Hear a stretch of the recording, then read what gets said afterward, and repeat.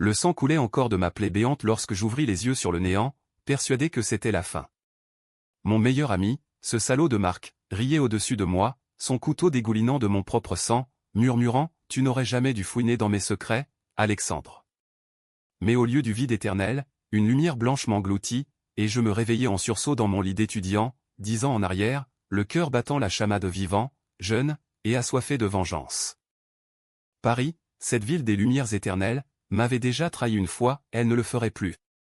J'étais mort assassiné pour avoir découvert la corruption qui gangrenait le barreau, mais maintenant, je revenais comme un fantôme en chair et en os, prêt à démanteler pierre par pierre l'empire bâti sur mon cadavre. Je me redressai dans le lit étroit de mon studio du quartier latin, le souffle court, les draps trempés de sueur. L'horloge sur la table de nuit indiquait 7h12 du matin, le 15 juin 2015 exactement le jour où tout avait commencé, 10 ans plus tôt dans ma vie précédente. La lumière filtrant à travers les volets usés caressait les posters jaunis de Bob Dylan et de Simone de Beauvoir que j'avais accrochés là pour me donner l'illusion d'une bohème intellectuelle. Mais ce n'était pas une illusion. C'était réel. Mon corps, ce corps de 25 ans, frêle et ambitieux, vibrait d'une énergie que je n'avais pas ressentie depuis des lustres. Ou plutôt, depuis ma mort. Je passai une main sur mon torse nu, palpant la police là où, dans mon souvenir, une cicatrice irrégulière aurait dû marquer l'endroit où la lame avait pénétré. Rien. Pas une trace.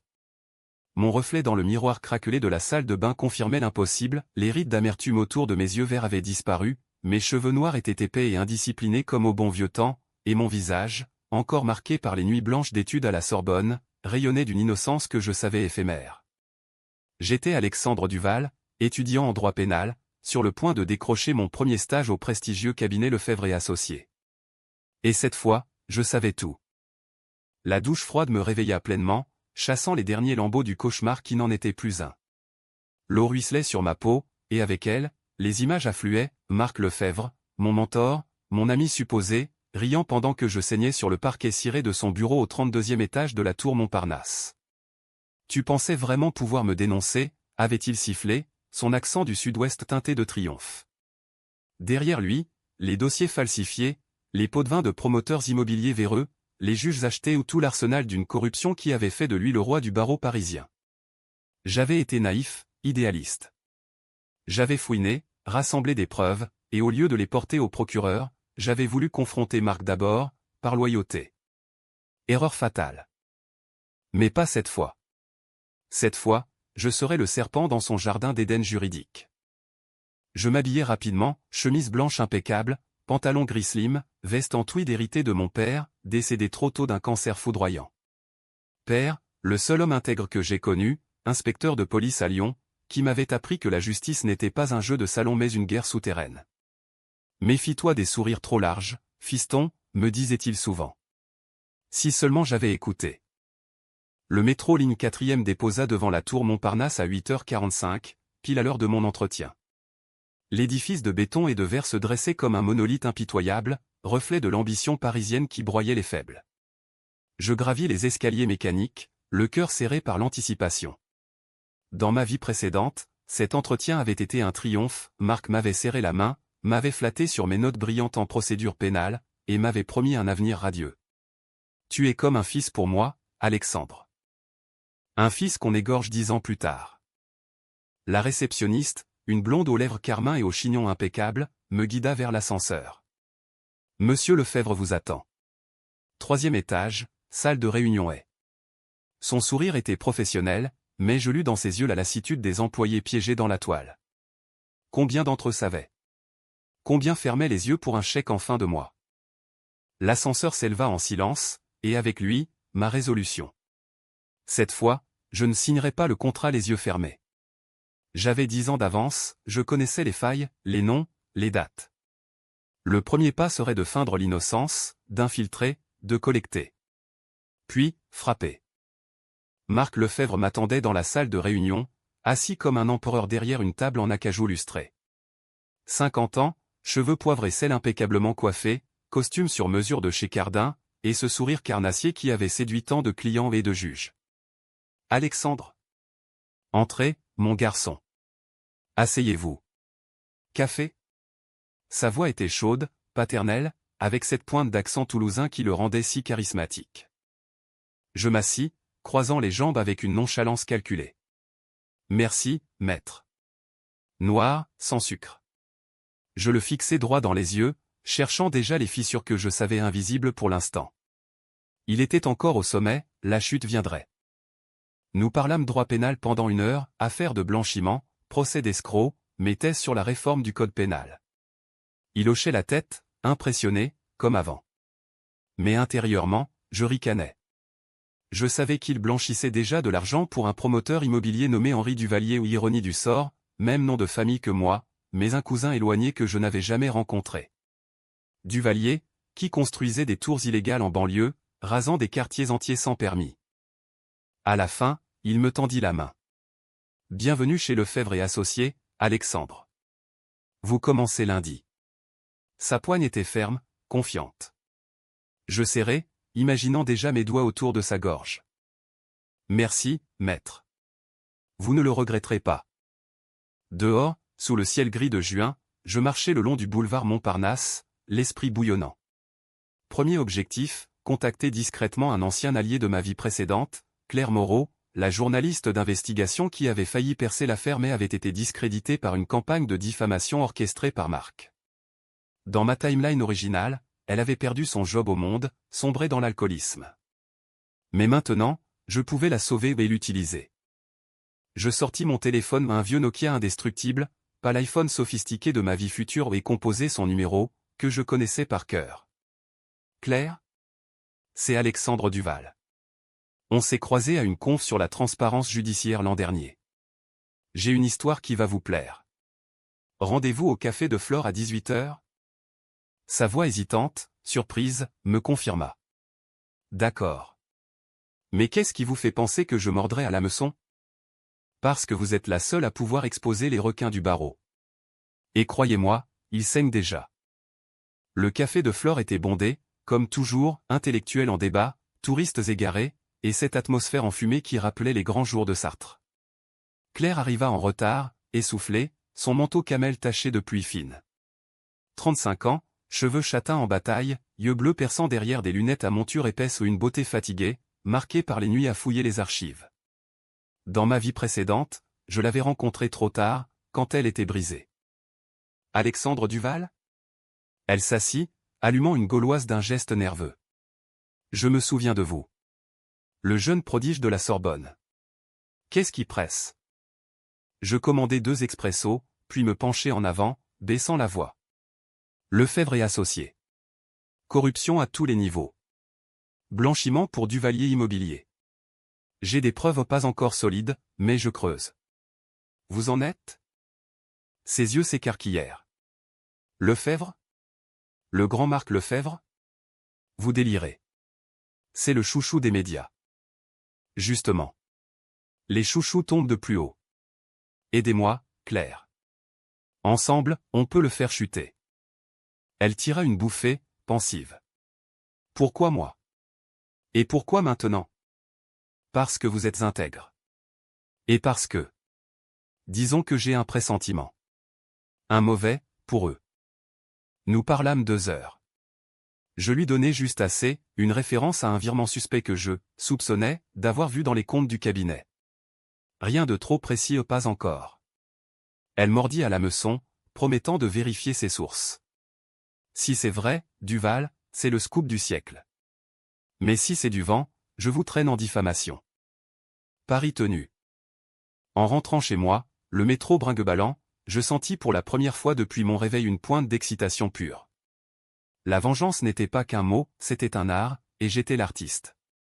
Mais déjà, une ombre planait, dans ma vie précédente, Marc avait des alliés partout aux polices, politiques, même au parquet. Un faux pas, et c'était moi qui finirais au fond de la Seine. Le lundi arriva comme un orage d'été. Le cabinet bruissait d'activité, assistants courant avec des liasses de documents, téléphone sonnant, odeur de papier frais et de café brûlé. Mon bureau, un cagibi au 5e étage où était minuscule, mais c'était mon bastion. Je déballai mes affaires, ordinateur portable fourni par le cabinet, carnet, et surtout, une clé USB vierge où je copierais tout ce qui passerait sous mes yeux. Ma première mission, assister Marc à une audience au palais de justice. L'affaire était banale, un vol avec effraction, mais je savais que c'était l'occasion de voir les ficelles en action. Dans le prétoire, sous les hauts plafonds voûtés et les fresques jaunies, Marc déploya son charme, arguments ciselés, citations latines lancées comme des flèches, et ce regard complice jeté au juge, un vieil ami de promotion à Sciences Po. Le verdict fut acquittement, comme prévu. Dans la salle des pas perdus, Marc me tapa l'épaule. Bien joué, fiston. Tu as vu comment j'ai retourné le jury? C'est ça, le droit, pas la vérité, mais la persuasion. Je souris, bile au fond de la gorge. Impressionnant, maître. On apprend vite avec vous. Ce soir-là, seul dans mon bureau après les heures, je fouillais les serveurs internes. Mot de passe? Facile. Dans ma vie précédente, j'avais vu Marc en taper un 100 fois, Toulouse 1945, l'année de sa naissance. Les dossiers s'ouvrirent comme des fleurs vénéneuses, contrats avec Duvalier, virements occultes vers des comptes offshore aux Caïmans, et même des emails codés avec un certain Jugix que je savais être Bertrand Lemoine, un pilier du système. Je copiais tout sur ma clé. Preuve numéro 1. Mais alors que j'éteignais l'ordinateur, un bruit de pas dans le couloir. Je me figeai. La porte s'entr'ouvrit, et une silhouette apparut, Élise, l'assistante de Marc, 22 ans, brune aux courbes généreuses, qui dans ma timeline avait été sa maîtresse et ma confidente involontaire. Alexandre? Tu travailles tard. Besoin d'aide. Son ton était innocent, mais ses yeux pétillaient d'une curiosité malicieuse. Dans le passé, elle avait couché avec moi par pitié, après ma mort non, avant, quand j'étais veuve de ma propre vie. Attends, confusion temporelle. Quoi qu'il en soit, elle était dangereuse, loyale à Marc jusqu'à l'os, ou presque. Juste en train de me familiariser, Élise. Et toi? Marc m'a demandé de vérifier des archives. Il dit que tu es un crack.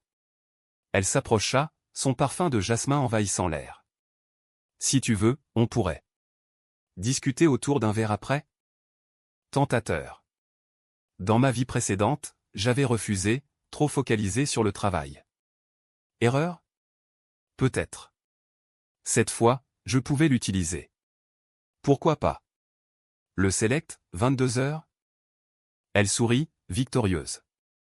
À tout à l'heure. Le select bison futé était un repère d'avocats, zinc poli, miroirs anciens, conversations murmurées sur des affaires en cours. Élise arriva en robe rouge moulante, se glissant sur le tabouret à côté du mien. 2 verres de chardonnay plus tard, elle se penchait, confidence coulant comme le vin. Marc est dur, tu sais. Il exige la perfection. Mais il a ses secrets. Des gros. Mon pouce accéléra. Jean? Elle hésita, mordillant sa lèvre. Des deals avec des promoteurs. Duvalier, surtout. Mais chut. Si tu respires un mot. Jamais. On est entre nous. Je posai une main sur la sienne, feignant l'intimité.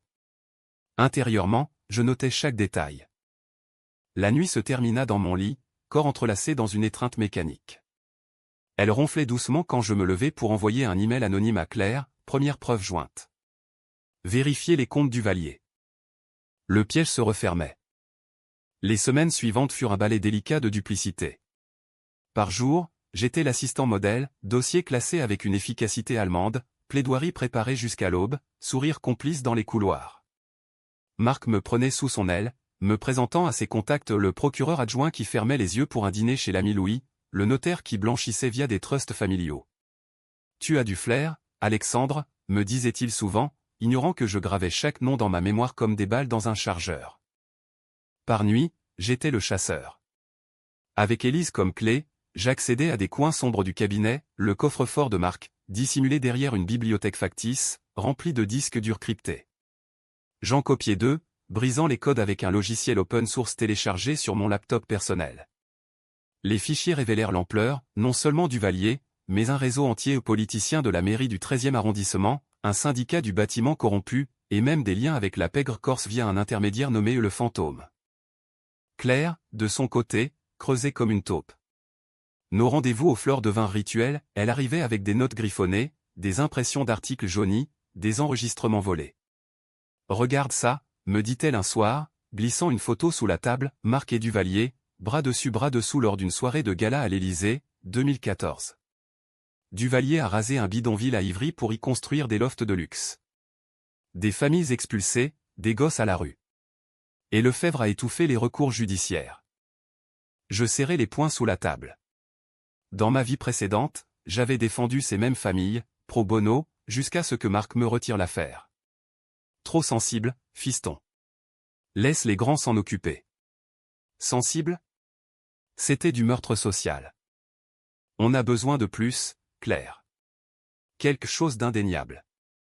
Elle hocha la tête, allumant une cigarette malgré l'interdiction. J'ai un contact au fisc. Si on trouve les flux financiers. Mais le danger rôdait. Un matin, en arrivant au cabinet, je trouvai Marc dans mon bureau, feuilletant mes notes. Alexandre, une petite discussion?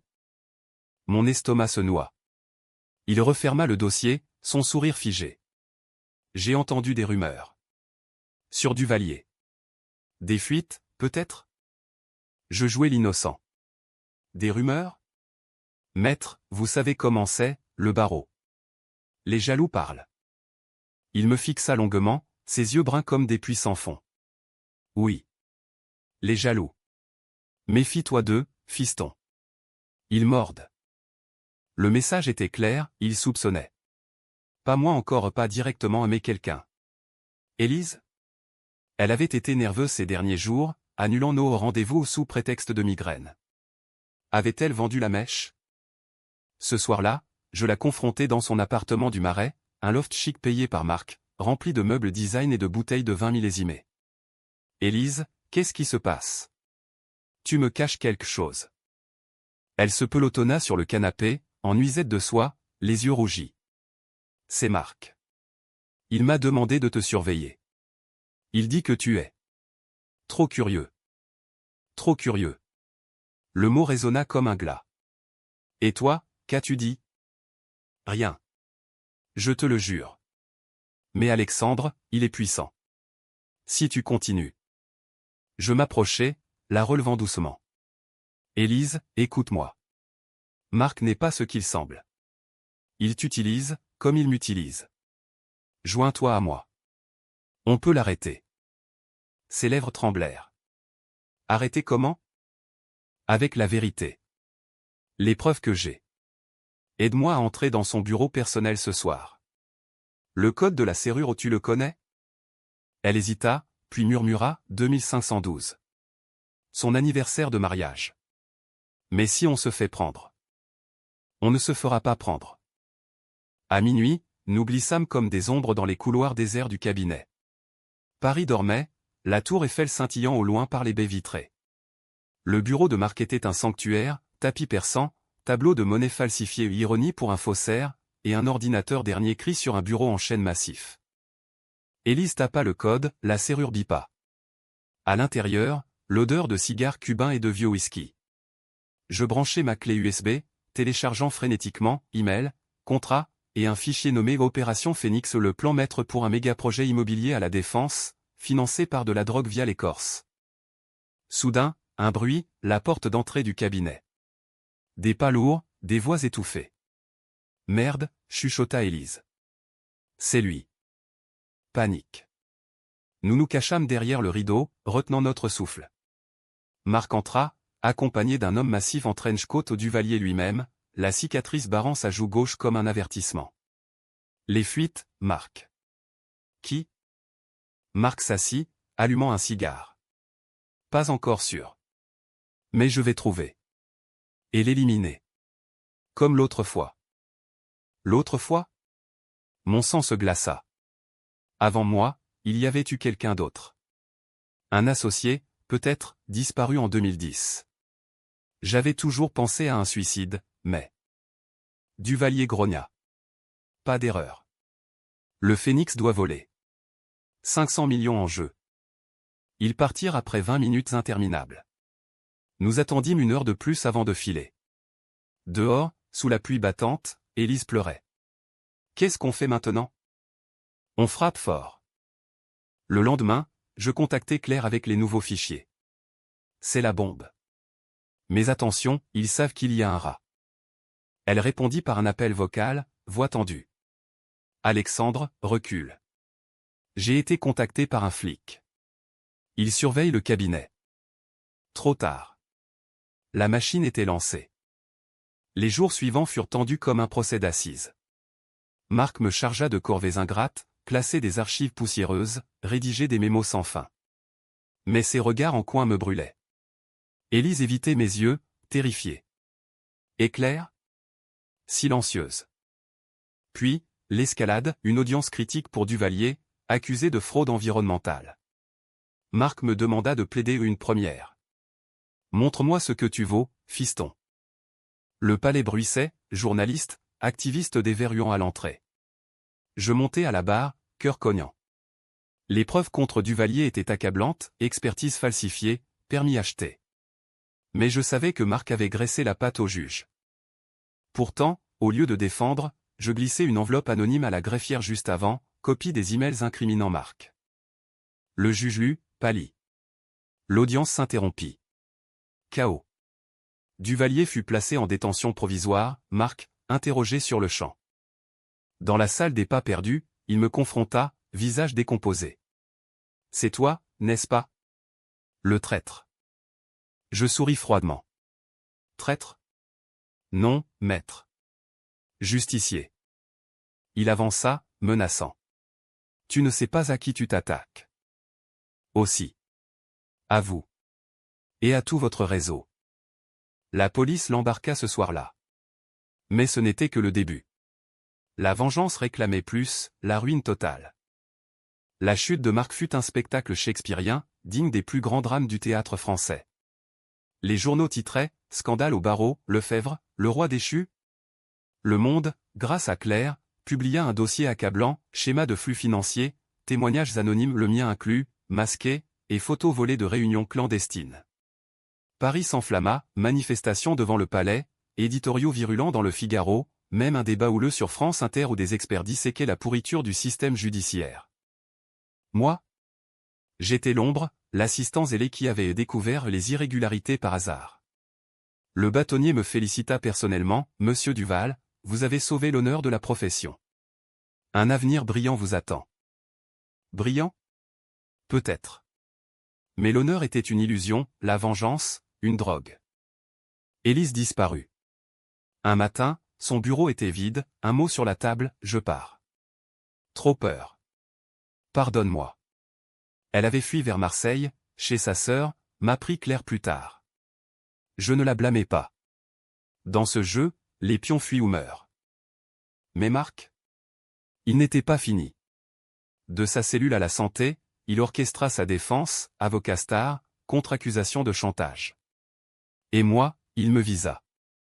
Un soir, en rentrant chez moi, je trouvai ma porte fracturée.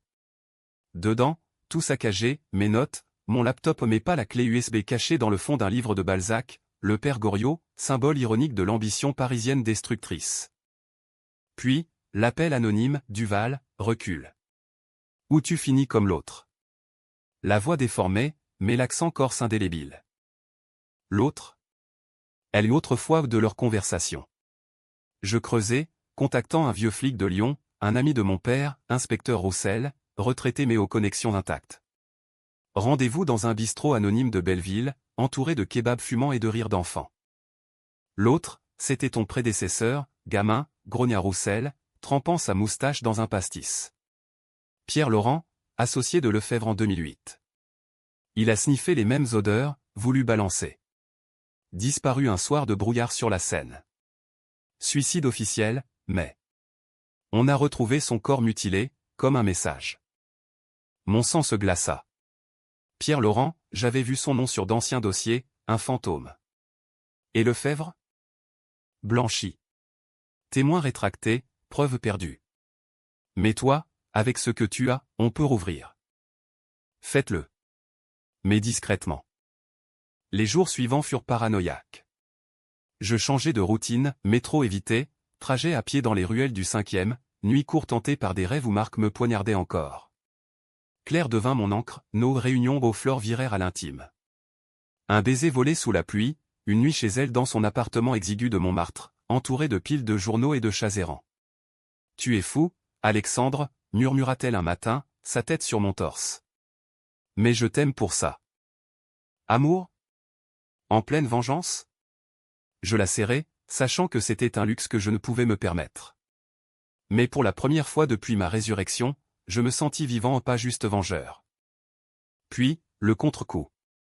Duvalier, libéré sous caution aux 2 millions, peanuts pour lui, m'envoya un avertissement, ma voiture incendiée devant mon immeuble. Les pompiers vinrent, sirène hurlante, les voisins chuchotaient. La police enquêta, mais mollement trop de liens avec le réseau. Je décidai d'accélérer.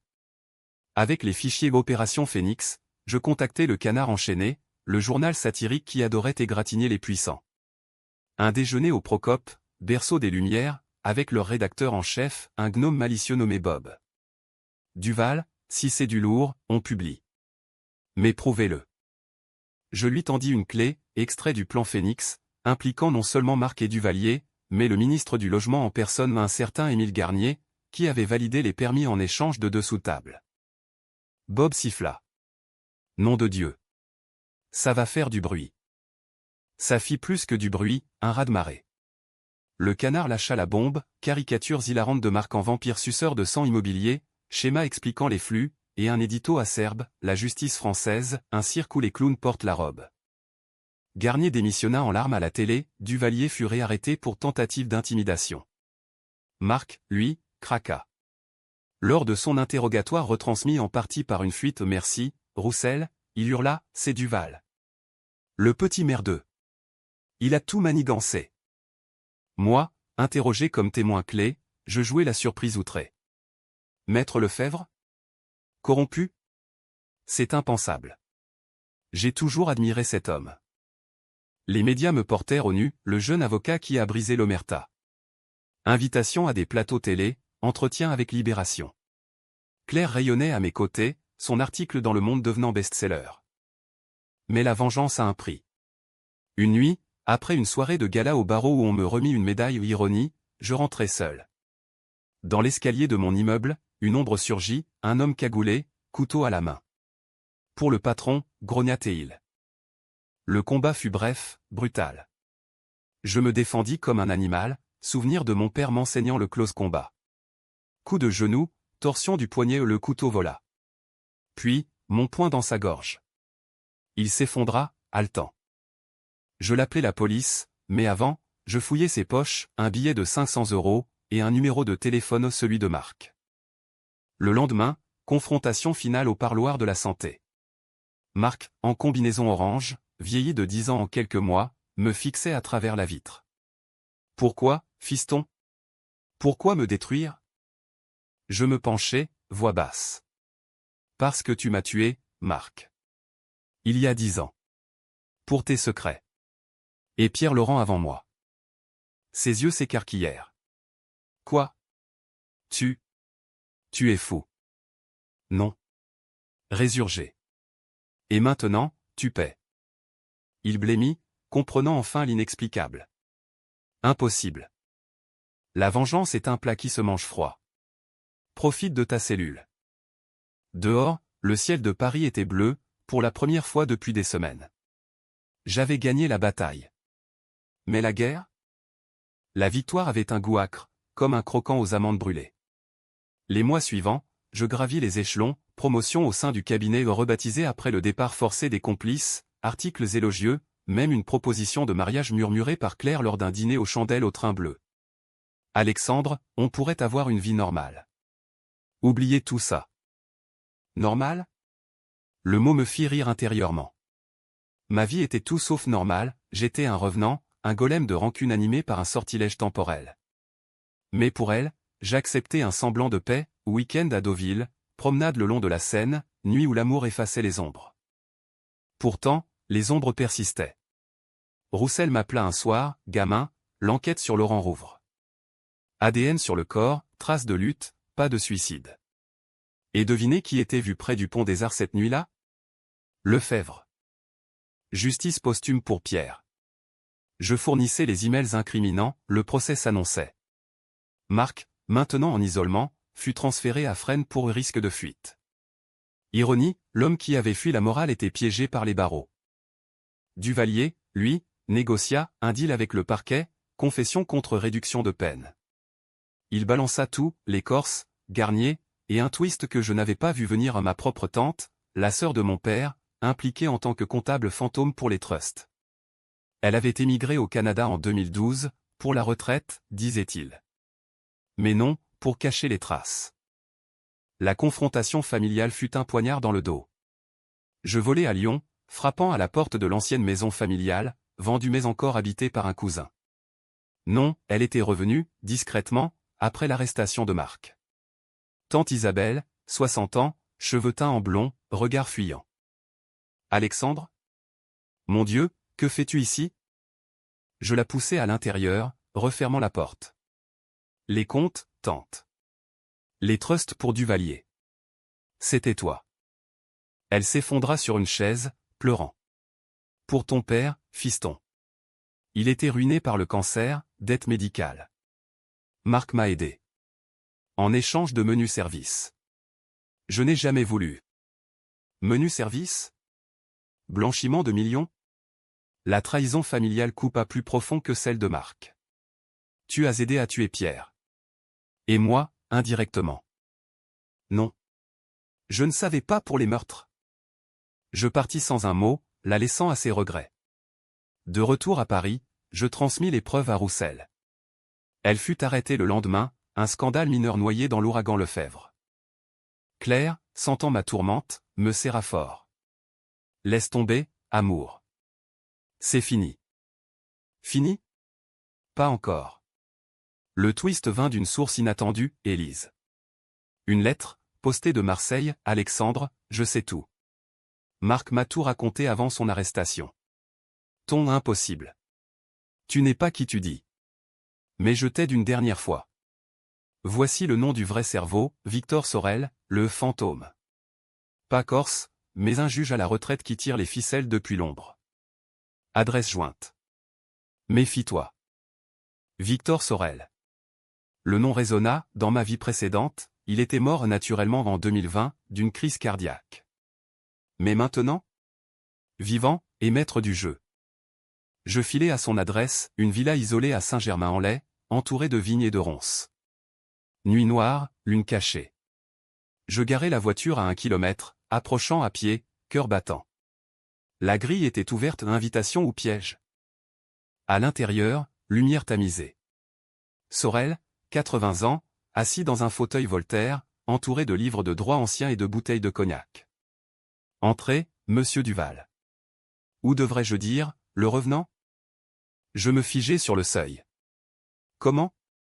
Il rit, voix rauque. Marc m'a parlé. Votre résurrection. Absurde, bien sûr. Mais efficace. Asseyez-vous. Armagnac ? Je m'assis, méfiant. Pas d'armes visibles, mais un majordome discret dans l'ombre. Pourquoi me laissez-vous entrer ? Parce que vous avez démantelé mon réseau, mais pas tout. Phénix renaîtra. Et vous ? Vous êtes un pion idéaliste. Comme Pierre. Comme tant d'autres. Pierre. Encore. Vous l'avez tué ? Non. Marc, oui. Sur mes ordres. Il était faible. Vous avez du cran. Rejoignez-moi. La vraie justice, c'est le pouvoir, pas les illusions. La proposition était tentante, richesse, influence, un moyen de protéger Claire. Mais non. La vengeance n'était pas pour le pouvoir, c'était pour l'équilibre. Jamais. Il soupira. Dommage. Alors, mourez. Le majordome bondit, seringa la main en poison, sans doute. Je roulai de côté, attrapant une statuette de bronze sur la table. Coup sur la tempe, l'homme s'effondra. Sorel activa une alarme, mais trop tard, je le plaquai au sol, nouant sa cravate autour de son cou. Pour Pierre. Pour moi. Il gargouilla, attendez. Le secret. Votre père. Quoi ? Mais ses yeux se voilèrent. Mort. La police arriva, alertée anonymement par moi. Suicide simulé, crise cardiaque, comme dans ma timeline. Mais cette fois, j'avais ces dossiers, le vrai cerveau, exposé. L'aube se leva sur un Paris lavé par la pluie, comme si la ville elle-même expiait ses péchés. Les procès s'enchaînèrent, Marc condamné à 20 ans pour corruption et homicide, Duvalier, perpétuité pour racket et meurtre, tante Isabelle, 5 ans avec sursis, brisé. Sorel? Mort naturelle, mais ses archives, fuitées via Claire, firent tomber une dizaine de juges véreux. Le barreau trembla, réforme promise, commission d'enquête. Moi? Je devins le héros réticent, cabinet à mon nom, conférence à l'ENA, livre en gestation. Mais la résurrection avait un coup, insomnie, où je revivais la lame de Marc, doute, où je me demandais si j'étais meilleur qu'eux. Claire, enceinte de notre premier ou une fille, apprime-nous, me ramena à terre. Tu as sauvé des vies, Alexandre. La nôtre comprise. Un soir d'automne, nous marchâmes sur le pont des Arts, là où Pierre avait sauté. La Seine coulait paresseuse, ponts illuminés. Et si c'était un rêve, murmurai-je. Elle serra ma main. Alors, le plus beau cauchemar. Mais le twist final vint par courrier, une lettre de Marc, depuis Fresnes. Fiston, tu as gagné. Mais lis ceci. Ton père. Il savait pour Sorel. Il m'a couvert, en échange d'argent pour tes études. Il n'était pas si intègre. La révélation me frappa comme un uppercut. Père, mon phare, complice? Les larmes coulèrent. Était-ce vrai? Une ultime vengeance de Marc? Je brûlai la lettre dans la cheminée de notre appartement, Claire endormie à côté. Vrai ou faux, ça changeait rien. J'avais choisi ma voie, non la perfection, mais la rédemption. Paris bruissait toujours de ses secrets, mais pour la première fois, je marchais léger. La vengeance m'avait ressuscité, l'amour me gardait vivant. Fin? Non, début. Et si le cycle recommençait? Une nouvelle trahison, une nouvelle âme? Peu importait. J'étais prêt.